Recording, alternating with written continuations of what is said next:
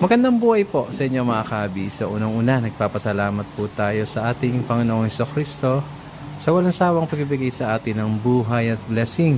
So ngayon po, nandito tayo sa San Fernando, Pampanga. Actually, ito po yung kanyang beginner to, pang-beginner. Ito po yung kanyang crayfish pond. Yan. So ito po yung yung setup natin. So naglagay po tayo dito ng filtration system. Actually, nung una, next ni ma'am na marami na yung filter pero ayan, lumabas po, kulang na kulang pa yung ating filter.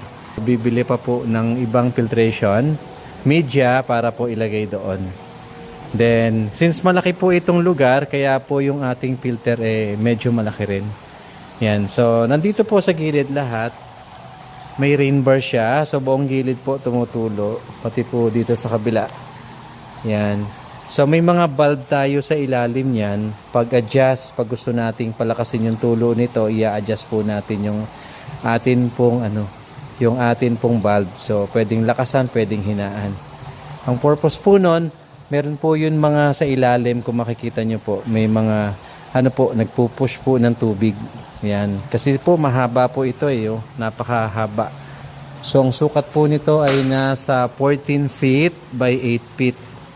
Yan, kaya yung filtration system natin na yon ay medyo malaki rin. So, dadagdagan na lang po ng mga media sa loob.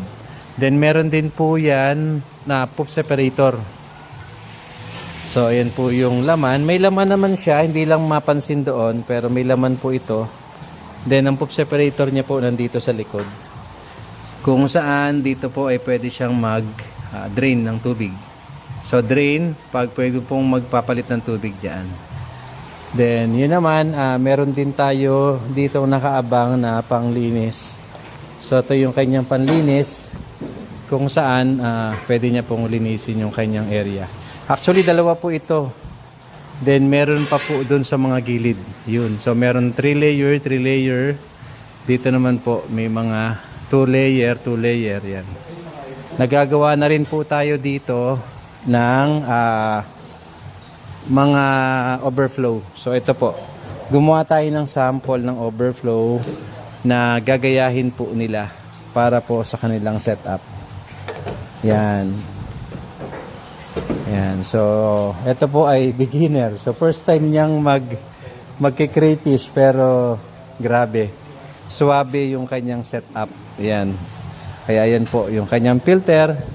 Bagamat kung titignan natin, marami na yung media, pero para po sa akin ay kulang pa.